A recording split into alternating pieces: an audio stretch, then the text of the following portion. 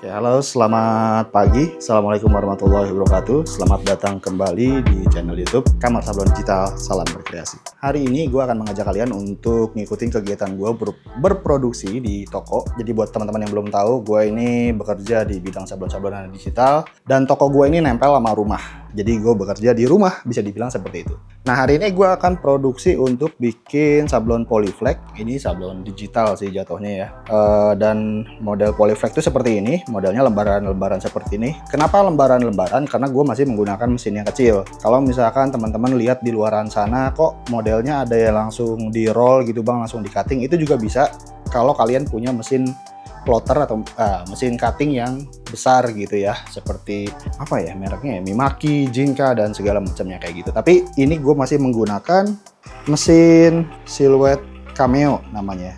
Jadi ini area cetaknya juga berapa ya? Ya pokoknya kecil lah. Nah biasanya yang gue pakai itu ukurannya 24 cm kali 24 cm potongan si bahan polyflex seperti ini. Nah ini pesanan dari, kalau misalkan teman-teman sering ngikutin video gue sering nyebut nama PT Pyop. Jadi PT Pyop itu adalah sebuah pabrik lah gitu ya. Jadi dia bikin sepatu, bikin sendal kayak gitu-gitu. Nah ada bagian dari sepatu-sepatu itu yang memang menggunakan bahan polyflex seperti ini. Jadi kayak ada strippingnya gitu di sepatunya. Nah dia menggunakannya bahan polyflex yang ini lumayan tebel ini. Berapa ya? Sebentar gue cek dulu. Kita akan cek ketebalan si menggunakan ini, ketebalan si polyflexnya 0,7 ya kurang lebih. Ini ketebalannya 0,7, sedangkan kalau polyflex yang biasa yang seperti ini misalnya kita lihat ini 0,2, jadi dia lebih tebal 0,5 mili seperti itu. Jadi ya teknisnya seperti apa kalian ikutin aja pokoknya video ini sampai selesai, dan mudah-mudahan ada hal baik yang bisa gua share yang bisa bikin kalian semangat untuk memulai usaha juga seperti ini.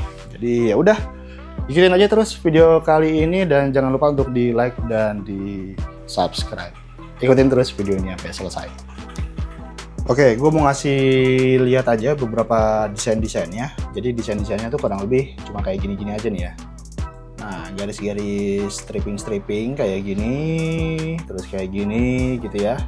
Karena yang gue bilang tadi, ini memang kebutuhannya hanya untuk mungkin penambahan aksen gitu ya di produknya. Baik itu di sepatu atau di sendal, yang gue tahu sih seperti itu. Nah terus untuk software yang digunakan ini nih, software bawaan dari si Silhouette Cameo nya namanya Silhouette Studio.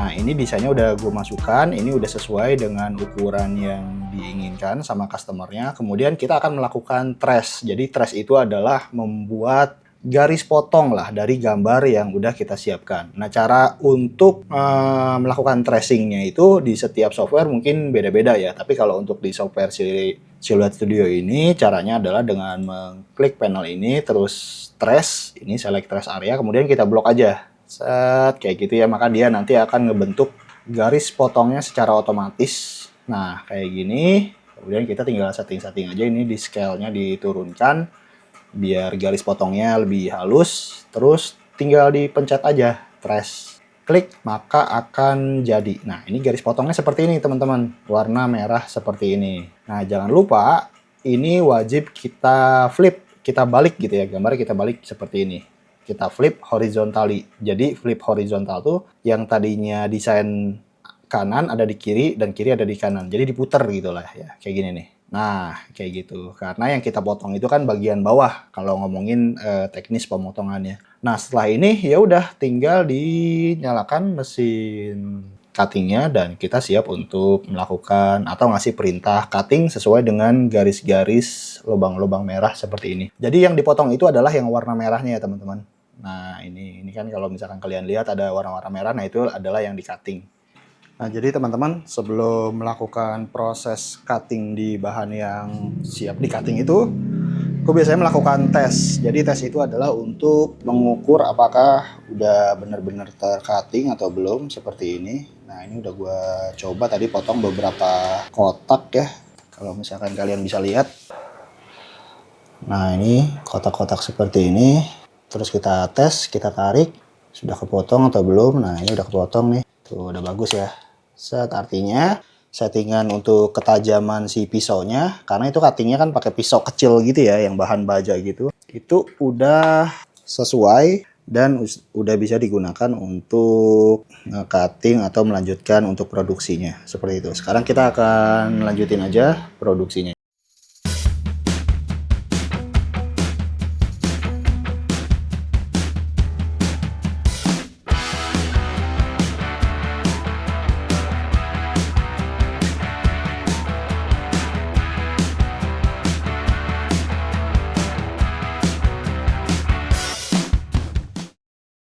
Oke, teman-teman, jadi di sini gue menemui bisa dibilang kendala lah ya. Tapi kendala yang insya Allah bisa diselamatkan, bisa diperbaiki. Cuma ini tadi gue trial error, ada beberapa masalah, bukan ada beberapa masalah, ada sebuah masalah yaitu dia potongnya nggak bisa putus ya. Jadi kalau misalkan kita tarik seperti ini, dia masih ke bawah tuh, kayak gitu. Normalnya kan kayak yang bagian yang sini nih, dia nggak ikut keangkat. Sedangkan ini dia ikut keangkat. Ada kemungkinan ini di blade-nya udah harus minta diganti. Padahal seingat gue ini termasuk baru deh blade-nya. Cuma masalah yang kedua adalah karena memang ini terlalu tebal si polyflex-nya. Makanya mungkin kalau blade yang standar yang gue pakai itu kan sudut kemiringan tajam blade-nya itu 45 derajat. Nah, kalau untuk yang menggunakan polyflex tebal seperti ini, itu harus pakai ujung pisaunya yang sudut kemiringannya itu sekitaran 60 derajat gitu. Biar dia punya jarak potong yang lebih tinggi dibandingkan yang 45 derajat. Jadi mau nggak mau ini tadi habis gue bongkar. Nah, blade-nya itu seperti ini nih. Nah, ini ada di dalam sini ada pisaunya kecil banget, nggak kelihatan lah, nggak bakal bisa dilihat kalau di sini. Jadi gue lagi mesen pisaunya aja yang 60 derajat. Jadi ya ini nggak bisa gue lanjut sih, karena kalau dilanjut nanti takutnya malah buang-buang bahan ya. Tadi gue udah konfirmasi juga sih sama si bapaknya, sama orangnya. Kayaknya minta tambahan waktu karena ini hari Jumat. Terus tadinya gue rencananya selesaiin hari ini, hari Jumat. Cuma memang karena ada kendala kayak gini, gue lagi mesen. Kemungkinan selesainya mungkin nanti besok kali ya. Besok, atau nanti sore alatnya sampai, dikerjanya mungkin mulai dari nanti malam atau besok pagi. Terus dikirim. Karena kemarin udah kepalang janji semua cuttingan ini nyampe di PT-nya itu hari Senin. Karena mereka mulai udah mau produksi mungkin hari Senin. Jadi ya udah seperti itulah, ada kendala, kita cari solusi. Jadinya kita bisa sambil menemukan hal yang baru dan juga belajar dari hal tersebut. Jadi teman-teman, mau nggak mau ini gue bakal terusin besok ya. Kita lihat besok seperti apa.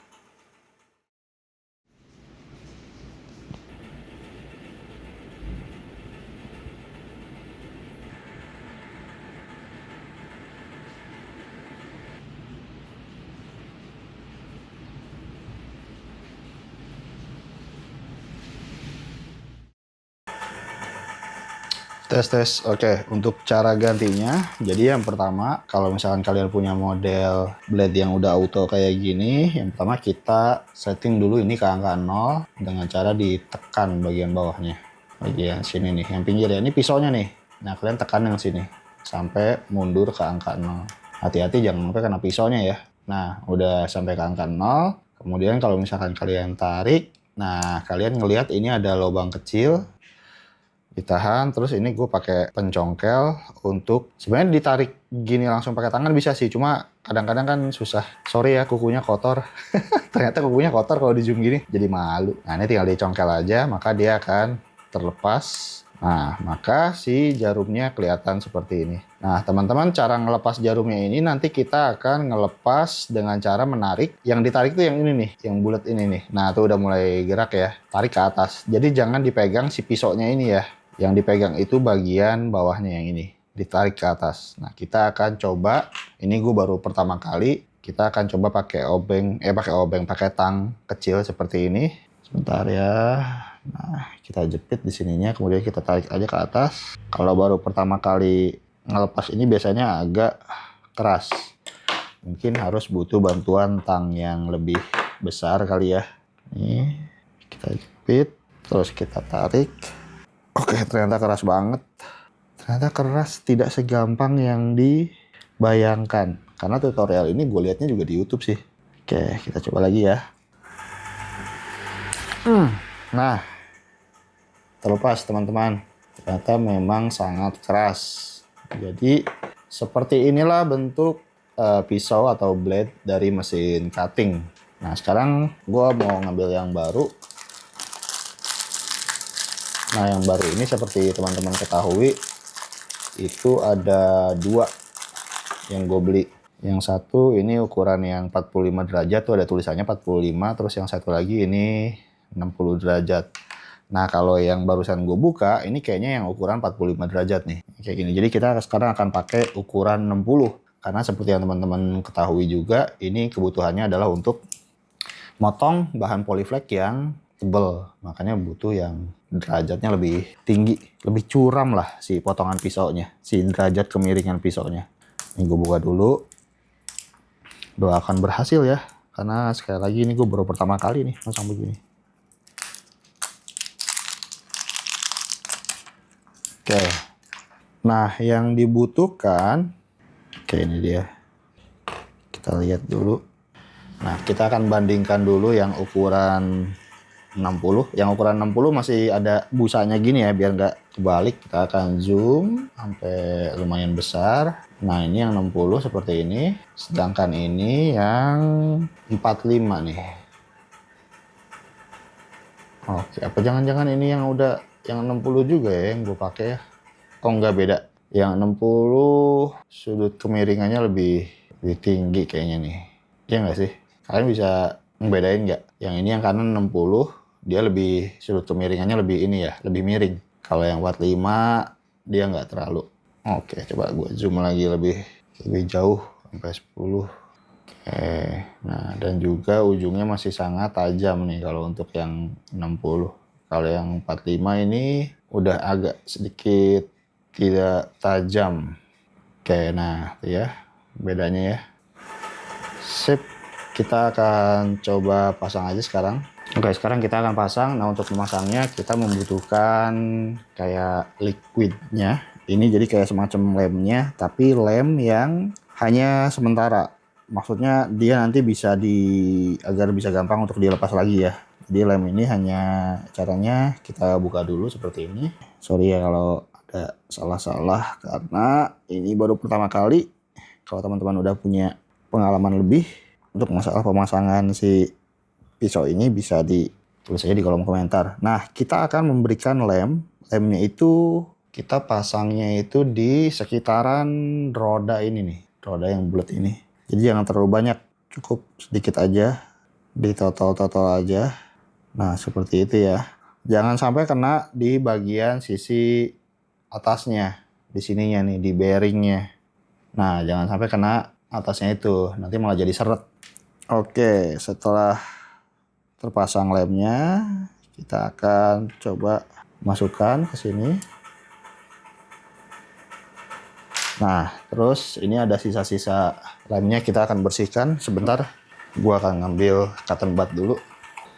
Kita akan gunakan cotton bud untuk membersihkan sekitaran lem sini. Dan udah kita cek apakah dia bisa muter. Oke, bisa ya, nahan ya, berputar ya. Nah, ini kita akan diamkan dulu beberapa saat mungkin biar agak kering. Jadi nanti kita akan lanjutin lagi. Ini gue pause dulu deh. Ini gue udah 1,5 jam ya. Sisa beberapa menit lagi paling, kayaknya cukup. Ini udah bisa dipasang. Nah, untuk cara masangnya, kalau kita perhatikan ini tutupnya itu ada bagian yang nih seperti ini. Jadi ada bagian yang kecongkel seperti ini ya. Di sekitar tutupnya kita akan masukkan ke sini. Nah, ini ada bagian juga yang ada tulangannya nih yang di dalam nih. Nah, jadi yang congkelan tadi masuk ke situ. Oke, kita coba aja. Ini yang congkelannya, ini yang daging yang di dalamnya. Kita pasang sampai masuk dan kita dorong. Oke, maka ini udah masuk. Gitu doang, klek, sampai gitu ya. Kita coba, ini masih settingan di 0.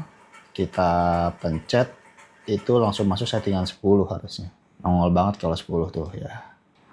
Ini 9. Oke. Set. Nah, ini 10. 7. Oke, sekarang kita akan pasang dan kita coba cutting. apakah berhasil atau enggak. Oke.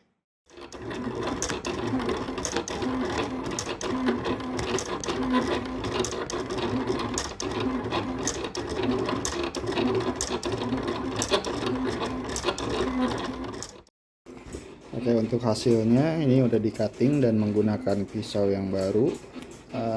Ini ada yang masih ikut tapi udah kepotong. Ini sebenarnya hanya ujung aja yang sedikit nggak kepotong, tapi semuanya udah oke nih.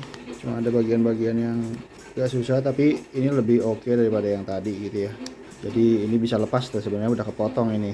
Cuma ada ujung sedikit yang ikut, makanya saat ditarik dia ikut juga. Tapi ini udah kepotong semua sih. Karena kalau kita pantau dari sininya, semua garisnya tuh udah kena sebenarnya.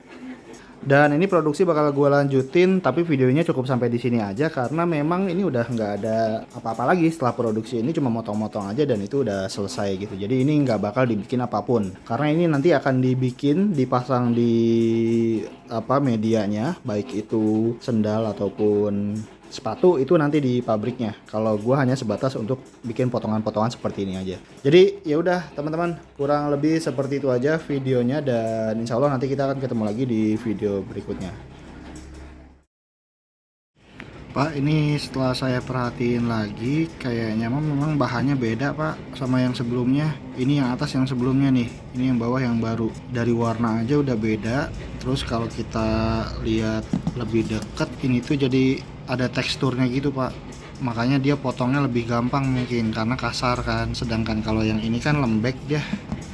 Dan kalau saya perhatiin nggak ada teksturnya, makanya garis potongnya juga tuh kalau bapak lihat rada geredek gitu. Beda sama yang ini yang atas. Ini yang bapak yang pertama dulu nih, saya kan masih ada sisaan tadi saya tes.